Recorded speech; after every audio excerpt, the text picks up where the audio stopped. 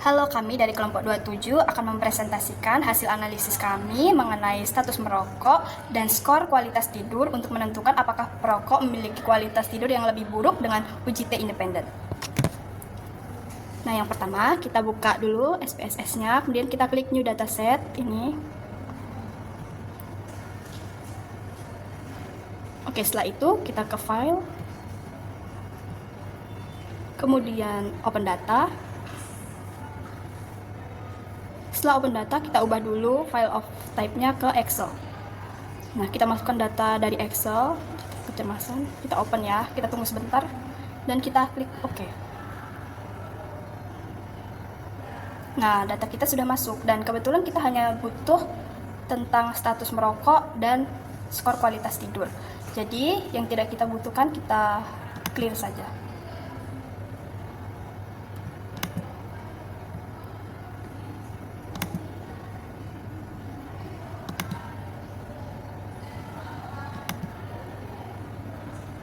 Kita sisakan status merokok dan skor kualitas tidur karena itu yang kita butuhkan untuk analisis.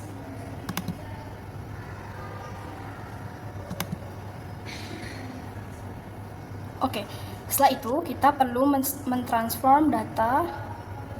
Nah, kemudian kita pergi ke record difference variable. Kita masukkan status merokok. Nah, nama ini kita tulis SM. Dan labelnya adalah status merokok tanpa spasi.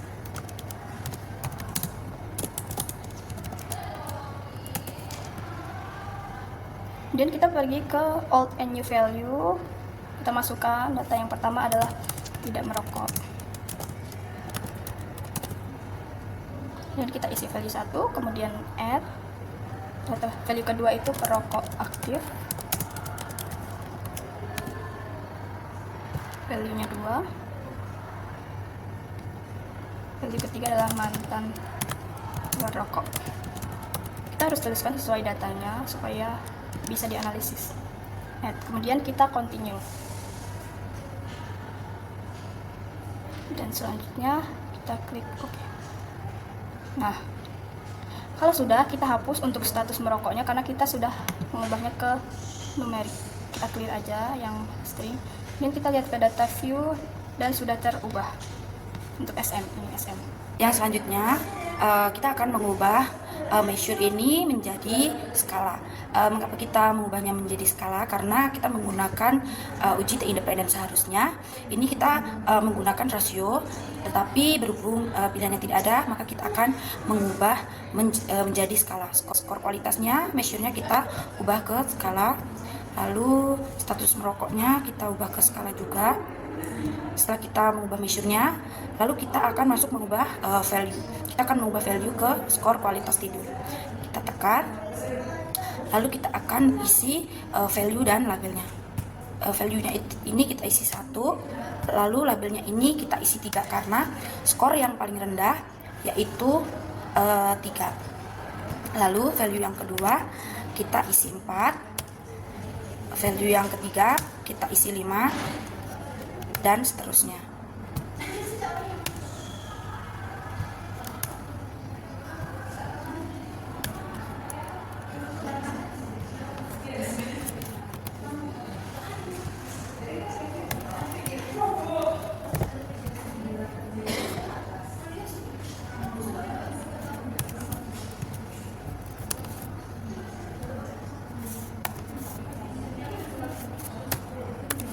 Kita tekan OK. Lalu setelah itu kita akan mengubah value status merokok juga. Kita tekan, kita isi value dan labelnya. Value 1 itu kita isi tidak merokok.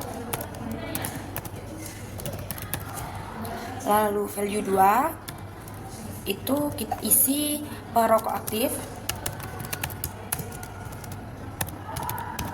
Lalu value yang ketiganya kita isi mantan perokok. Setelah kita isi, kita tekan OK. Oke, selanjutnya kita akan melakukan tes normality. Yang pertama kita pencet analyze, lalu kita ke descriptive statis, lalu kita ke explore. Lalu kita ini dependent listnya, skor kualitas tidurnya, dan faktor listnya itu status merokok. Coba kita lihat juga plotsnya, ini sudah tercentang, ini sudah tercentang juga. Lalu kita continue, lalu kita oke. Lalu hasilnya akan keluar di sini. Status merokok di mana di sini N-nya valid yaitu 60 20 20 dan missingnya 0. Di sini juga terdapat deskriptifnya dan juga test of normality-nya di mana signifikannya itu kurang dari 0,001 di mana jika di bawah dari 0,005 itu berarti normal. Di sini normal ya. Lalu kita juga dari sini dapat melihat QQ plotnya di mana jika garis ini itu normal, ini normalnya, dan jika titik-titik ini berada di dekat garis berarti itu juga menunjukkan normalnya. Itu juga dengan yang lainnya.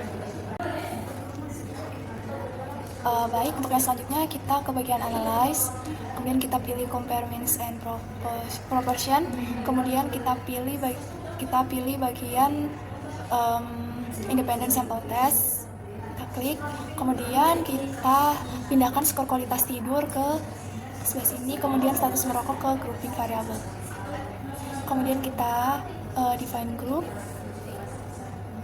terus continue, kemudian kita klik OK. Setelah itu sudah muncul di sini tabel untuk independent sample test. Kemudian di sini sesuai dengan jenis analisis yang kelompok kami pakai, yaitu independent sample test.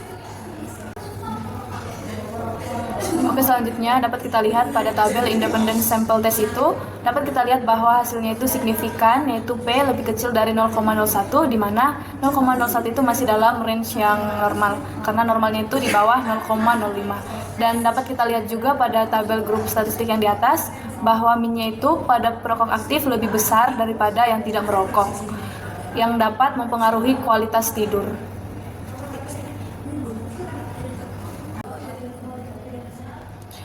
Kemudian pada tabel sample effect size berguna untuk mengetahui besarnya perbedaan dua variabel. Cohen di sini menunjukkan perbedaan efek yang besar dan Hedges menunjukkan bahwa sampel yang kecil. Glass menunjukkan efek yang besar.